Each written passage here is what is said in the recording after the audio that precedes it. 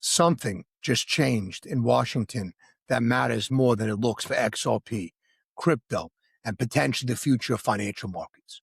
A political fight over ethics provisions has stalled legislation that many institutions believe could provide the regulatory foundation for the next phase of blockchain adoption. The timing matters because the window for passage is shrinking fast. In this video, we'll break down what's really happening behind the Clarity Act deadlock, why lawmakers are fighting over enforcement powers, and why some analysts believe the outcome could influence a long-term shift involving hundreds of trillions of dollars in financial activity moving onto blockchain infrastructure. Right now, most headlines are focusing on the political drama. But the real story isn't politics, ladies and gentlemen. It's market structure. The Clarity Act was supposed to provide clearer rules for digital assets in the United States, combined with stablecoin legislation known as the Genius Act. It could create a framework that allows banks, financial institutions, and regulated intermediaries to interact with blockchain infrastructure with far greater certainty. And that's where the current deadlock becomes important. Negotiations between Democrats, Republicans, and White House officials have stalled over specific issues. Ethics enforcement tied to President Trump's crypto-related business interests. On the surface, this sounds like political disagreement, but underneath that disagreement is a much larger question, ladies and gentlemen. Who should have authority to enforce those rules? Federal agencies, state attorney generals, or some combination of both? The answer could determine whether this legislation advances in the coming weeks or remains stuck in negotiations while the broader digital asset industry continues waiting for regulatory clarity. And here's where it gets interesting and spicy. While Washington debates enforcement mechanisms, some of the largest players in crypto and traditional finance are already positioning for what comes next. Because for them, this isn't just about crypto regulation. It's about the future infrastructure of capital markets. The bill that could reshape digital asset markets, ladies and gentlemen. For years, one of the biggest obstacles facing the crypto industry has been uncertainty, not technology, not demand, not innovation, uncertainty. Companies have spent years trying to determine which regulator has authority over which assets. Some digital assets appear more like commodities, others resemble securities. Different agencies have offered different interpretations. Enforcement actions have often created more questions than answers. Institutions hate uncertainty. Banks hate uncertainty.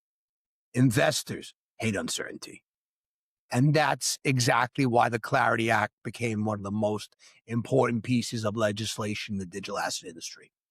The goal is straightforward: create a clearer market structure, define regulatory responsibilities, establish operational standards, provide institutions with a framework that could actually build around.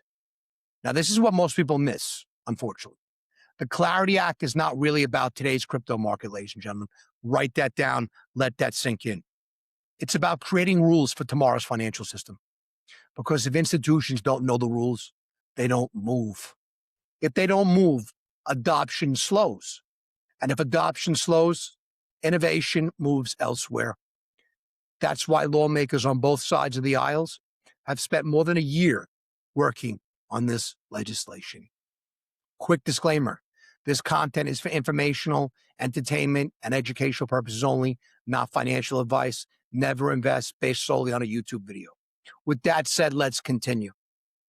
The ethics agreement that fell apart. See, recent negotiations suggested progress was finally being made. Key lawmakers met alongside White House officials and crypto policy advisors. At one point, there appeared to be a tentative agreement, but that agreement began to unravel when discussions turned towards enforcement. Specifically, how ethics provisions should be enforced if violations occurred. Democrats wanted stronger safeguards. If Congress is creating a regulatory framework for digital assets, it must also address potential conflicts of interest involving public officials who have substantial involvement in crypto-related businesses. One proposal reportedly allowed state attorneys generals to sue the Department of Justice if federal authorities failed to enforce ethics provisions. Supporters view this as accountability. Critics viewed it as a constitutional problem. And suddenly, negotiations that appeared to be moving well hit a wall.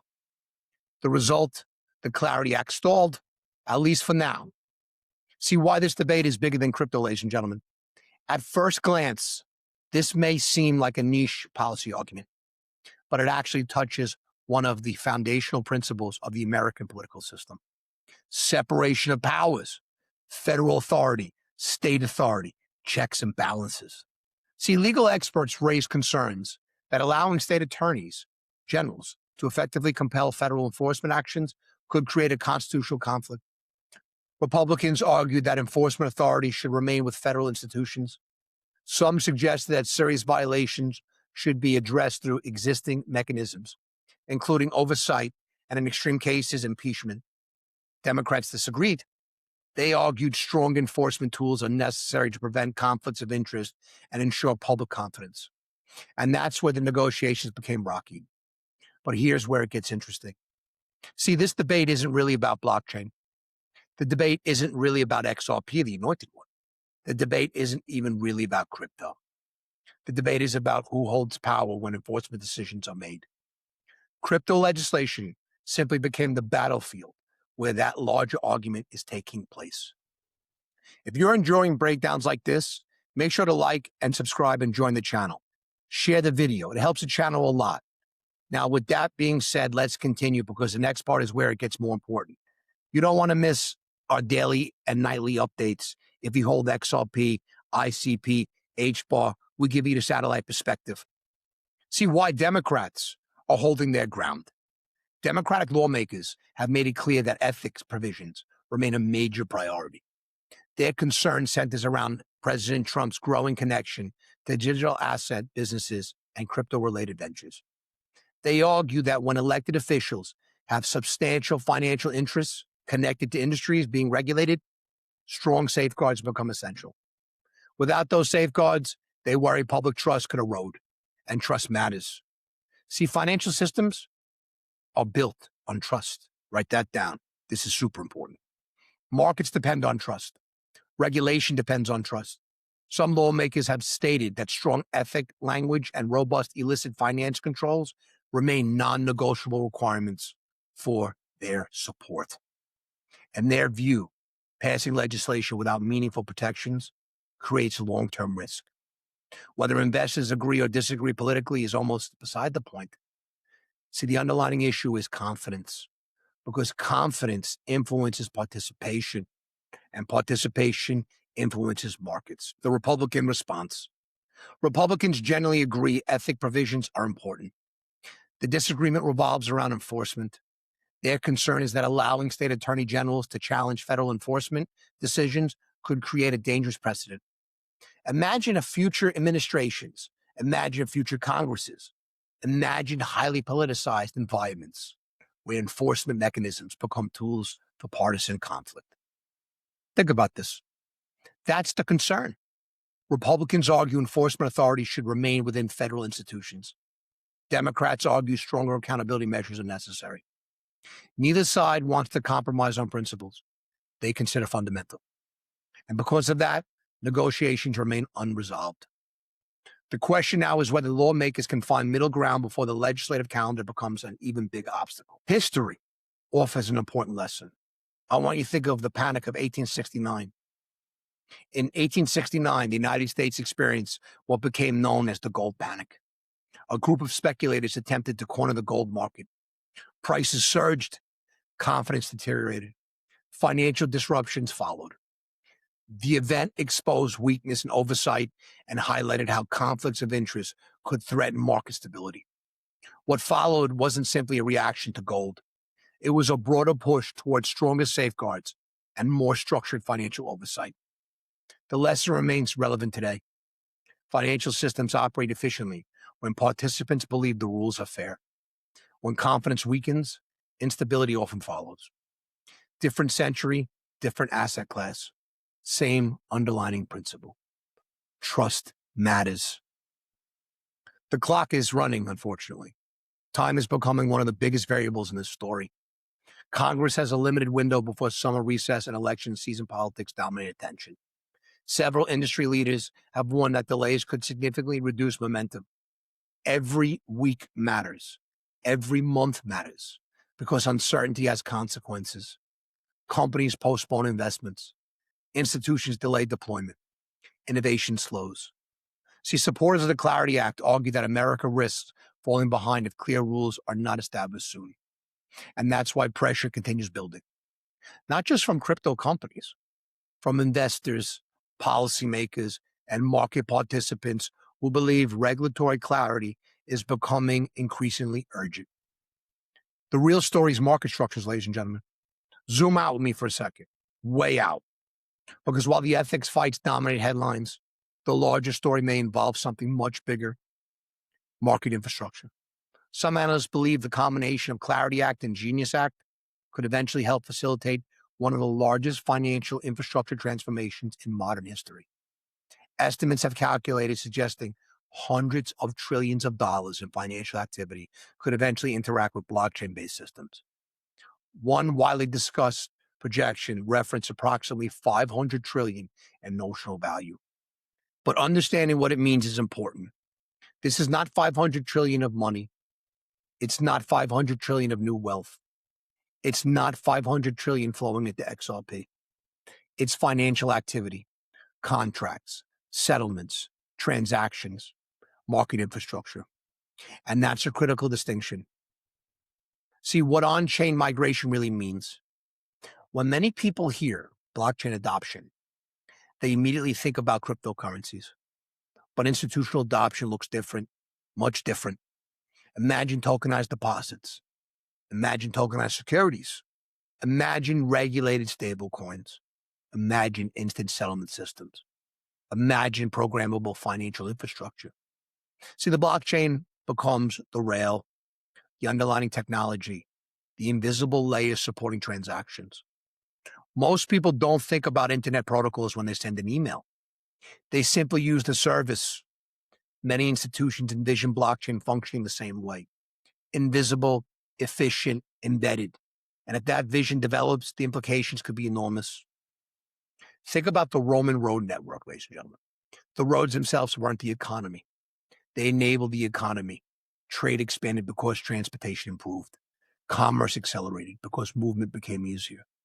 The infrastructure created new efficiencies. Blockchain infrastructure may ultimately play a similar role, not replacing financial activity, facilitating financial activity, improving how value moves, reducing friction, increasing transparency. That's the comparison many institutional investors are evaluating today. Why XRP continues to attract attention. This is important. See, this brings us to XRP, the anointed one. Whenever discussions about institutional blockchain adoption emerge, XRP often enters the conversation, not because adoption is guaranteed, not because outcomes are predetermined, but because Ripple has spent years positioning itself around institutional use cases. The company has expanded aggressively across custody, treasury management, and financial infrastructure services. Ripple's strategy appears built around a simple assumption. Eventually, regulatory clarity arrives, and when it does, institutions begin participating more aggressively. Whether that assumption proves correct remains to be seen, but the investment suggests Ripple believes the opportunity is substantial. Pricing is reacting, systems evolving, and that's the distinction worth remembering. Here's the treasury opportunity. Consider another statistic. The U.S. Treasury processes approximately $13 trillion in annual payments. Today, very little of that activity touches blockchain infrastructure. Very little interacts with stablecoins. Very little operates on chain. Some industry leaders believe portions of future payment activity could gradually migrate towards blockchain-based systems. Not overnight, not next month, over time. If even a small percentage of those flows moved on-chain, transaction volumes could become significant. That's why financial institutions continue exploring digital asset infrastructure. The opportunity isn't speculation, it's efficiency, it's settlement, it's operational modernization. I want you to think of the Federal Reserve. See, another useful historical comparison comes from 1913. The creation of the Federal Reserve fundamentally changed the infrastructure supporting the American finance system. The Fed didn't create economic activity. It improved coordination, It modernized payment systems. It strengthened financial plumbing. Today's blockchain debate carries a similar theme. The conversation isn't necessarily about creating new markets. It's about upgrading the system supporting existing markets. Different technology, different century, similar structural objectives. Imagine a medieval city that expanded over centuries. Roads were added and passages were extended. Workarounds accumulated. Eventually, the city functioned, but complexity increased. That's how many critics describe modern financial infrastructure. Blockchain advocates argue tokenization could resemble redesigning the transportation map. Cleaner routes, faster movement, greater transparency. Whether the vision becomes reality remains uncertain. But it helps explain why institutions continue paying attention. Because institutional support is growing. Supporters of regulatory clarity have become increasingly vocal. More than 200 companies and organizations have reportedly urged Senate leadership to move the legislation forward. Their message is straightforward. The United States needs clear rules, not because clear rules guarantee success, but because uncertainty discourages participation. Businesses can adapt to regulation. Why they struggle with uncertainty. And uncertainty remains one of the industry's biggest challenges. I always say short-term noise, long-term structure. This brings us to perhaps the most important takeaway. See, short-term noise focuses on negotiations, committee meetings, political disputes, amendments, vote counts. Those developments matter, blah, blah, blah, blah, blah, blah, blah, but they're temporary. See, long-term structure focuses on broader trends, tokenization, stablecoins, digital asset infrastructure, institutional adoption, financial modernization. Those trends may ultimately matter far more than any single legislative headline. And that's why investors should separate politics from structure whenever possible.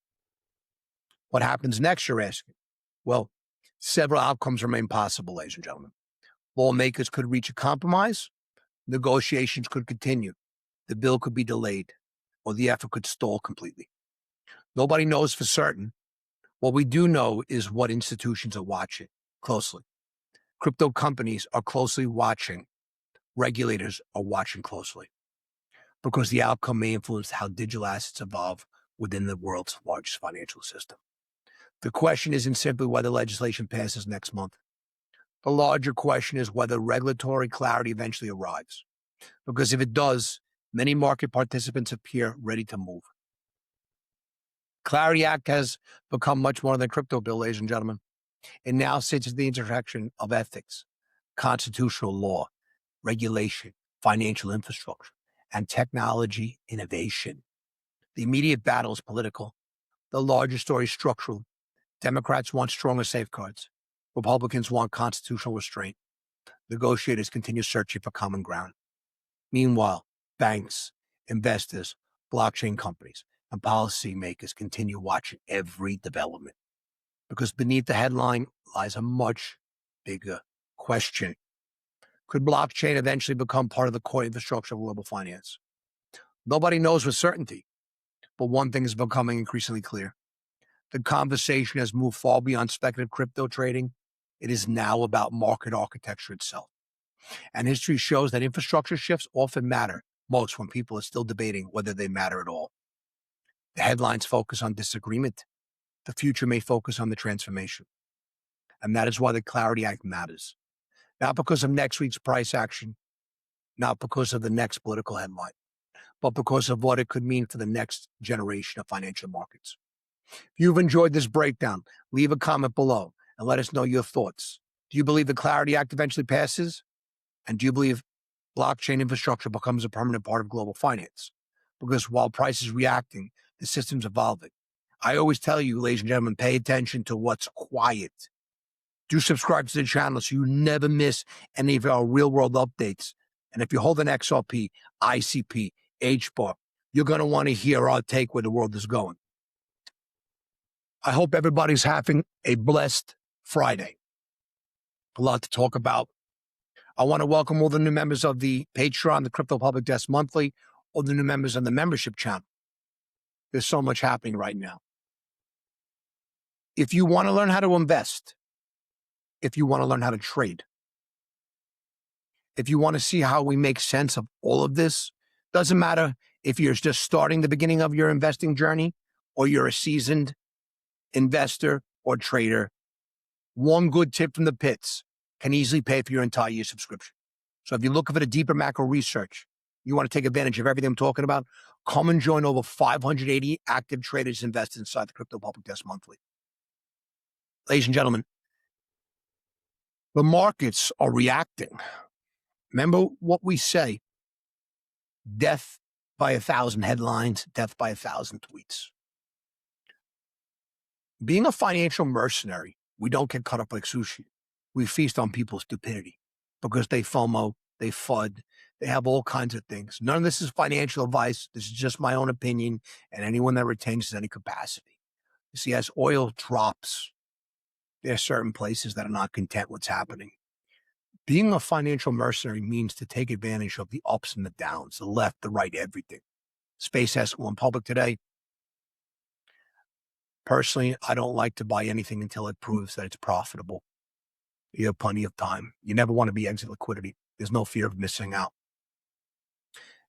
As the remora, we feast on sushi. The markets are really telling us something. At the time of this recording, gold is at $4,218. Silver is at $68. Oil is at $84.28. You look at the DYX at 99.80. It's telling a big thing. We were talking about inflation, but I want you to understand something. The biggest gold trap of 2026, and almost nobody sees it. Gold is getting destroyed. It's getting chopped up like sushi, and that should make absolutely no sense. We're supposedly living through one of the most dangerous geopolitical moments in history.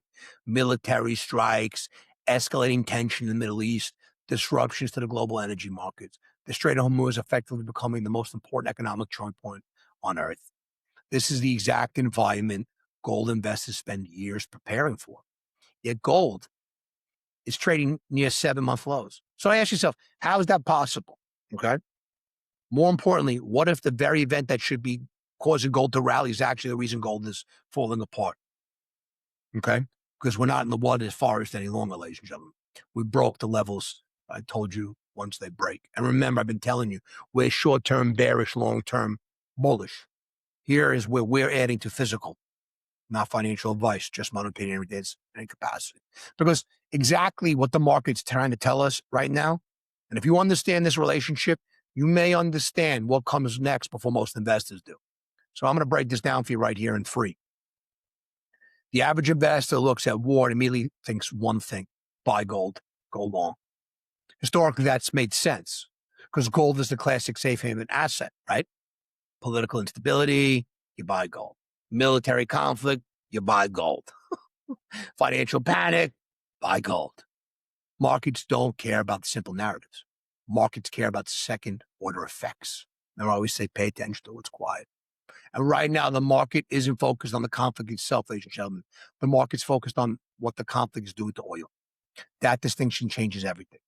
See, over the past several weeks, we've seen massive disruptions to energy flows throughout the Persian Gulf.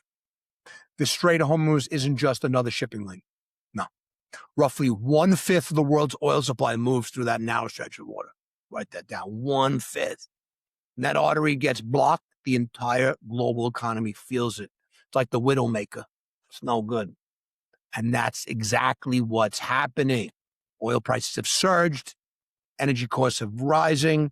Transportation costs are rising. Input costs are rising. Inflation pressure is rising. We went over that last video about AI pushing inflation. And that's where gold problems, they start. Because gold isn't competing against oil. It's not. It's not. Gold is competing against interest rates. When Walsh was first put into the play, we saw disruptions in the narratives of the market. The narrative of the market changed. Gold took it on the chin. Doing it again. This is the story. You write this down. Gold is competing against interest rates. This is the entire story, ladies and gentlemen. Most people are missing this. They are. See, let's look at inflation data. Headline CPI came in at 4.2%. Immediately, financial media started screaming about inflation. Inflation, inflation, ah! Immediately, markets started repricing expectations. Immediately, traders started asking whether the Federal Reserve might have to stay restricted longer. But buried inside the report was the number that actually matters.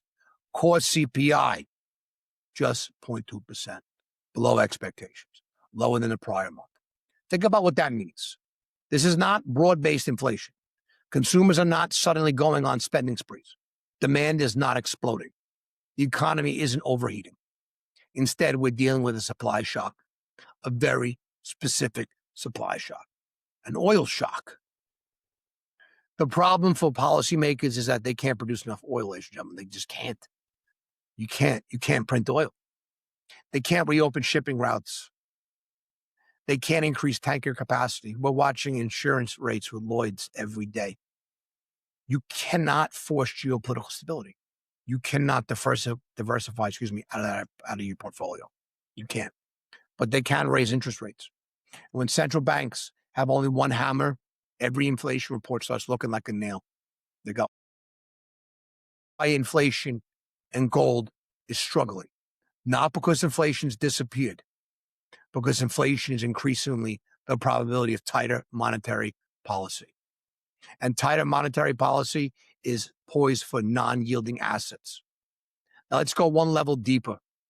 This is where the market gets really interesting, because many investors are asking, if OPEC is increasingly production, why does that solve the problem?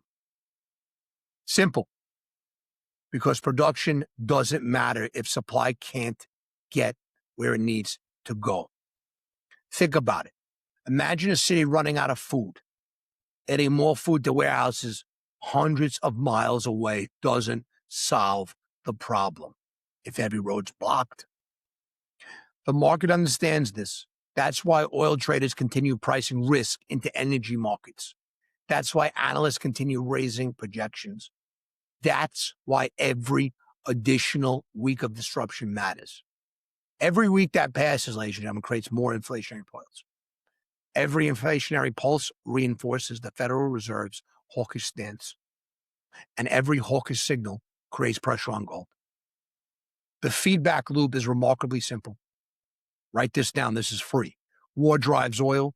Oil drives inflation. Inflation drives rates expectation. Rate expectations drive gold lower. The conflict isn't helping gold, ladies and gentlemen. The conflict is suppressing gold. And that's the trap. Now, if we talk about June 17th Federal Reserve meeting, because this may be the most important event of the month, not because the actual rate decision, the rate decision itself is almost irrelevant. Markets already know what policymakers are likely to do. The real question is communication. The real question is guidance. The real question is whether policymakers signal concern about inflation persistence. See, investors are obsessed with one thing right now, the path. Not today's rate, no. Tomorrow's rate and next year's rate. That's why every word matters. Every sentence matters. Every forecast matters. Every projection matters, ladies and gentlemen. A single adjustment in expectations can move billions of dollars across asset classes within hours. What investors should watch is not whether rates stay unchanged. Watch the language. Watch the tone. Watch whether policymakers begin discussing inflation risk more aggressively. Watch whether projected cuts disappear. I tell you, watch and pay attention to what's quiet. Watch whether future hikes start entering the conversation, because gold isn't reacting to current rates, ladies and gentlemen. Gold is reacting to expected rates. That distinction matters so much enormously. That's why a lot of people are getting cut up like sushi. They are. They're not paying. See, if you're writing this stuff down, you're so far ahead. It took a lifetime for me to learn from some of the most famous floor traders, from some of the most famous financial families on the floor of the New York Mercantile Exchange. Looking forward to Sunday's Zoom call. Again, ladies and gentlemen, if you're looking to learn how to invest, do you want to learn how to invest? Do you want to learn how to trade? Do you want to learn how to navigate all this? Come and join the Crypto Republic Desk monthly and join over 580 active traders and investors. One tip from the pits can pay for everything. See, I set the table right here. I show you the ideas, the price points and the levels, how we take advantage. That's something that you got to join us if you want to see. Now, let me discuss the most overlooked chart in precious metals, the gold-silver ratio, which most people have never even heard. Drop me a comment if you've heard the gold-silver ratio when you first heard it. See, at current pricing, the ratio sits around 64. And that number's fascinating because it tells something most investors aren't paying attention to. Silver has become dramatically cheaper relative to gold. Historically, extreme movements in this ratio often occur near important turning points. Not always, but often enough that professionals monitor consistently. Here's why. Silver is two assets wrapped into one, part monetary metal, part industrial metal. Gold is overwhelmingly monetary. Silver isn't. Silver responds to real yields. Silver responds to inflation expectation. Silver responds to currency movements, but it also responds to manufacturing demand, technology demand, industrial demand, energy demand. And right now, those two forces are moving in opposite directions. The monetary side is being pressured by higher rate expectations. The industrial side continues benefiting from structural demand trends. That tension is creating one of the most interesting setups we've seen in months, which explains why the ratio deserves attention. Not because it predicts the future, because it reveals where pressure is building beneath the surface, and pressure eventually gets released. But here's the part I don't think anybody really wants to hear, the long-term thesis for this, because precious metals hasn't actually changed. The short-term narrative has. Those are different things. Short-term and long-term narrative is very different. Markets constantly confuse the two. The short-term story is about central banks. The short-term story is about inflation. The short-term story is about rate expectations. Write all that down. The long-term story is about purchasing power. The long-term story is about debt. The long-term story is about currency debasement. The long-term story is about preserving wealth across decades rather than quarters. And those forces haven't disappeared. And in many cases, they're becoming larger. The challenge for investors is surviving the short-term turbulence without losing sight of the long-term framework. That's the biggest thing in finance, ladies and gentlemen. None of this is financial advice, just my own opinion, retain this any capacity. Because the market's job is to shake conviction. The market's job is to create discomfort. The market's job is to make you question your thesis right before testing it. And that's exactly the environment we're entertaining. So where does that leave us? Gold near 7-month lows, silver significantly cheaper relative to gold. Inflation rising, core inflation cooling, oil elevated, rate expectations climbing, a major Federal Reserve meeting approaching, and a geopolitical situation that continues influencing all of it.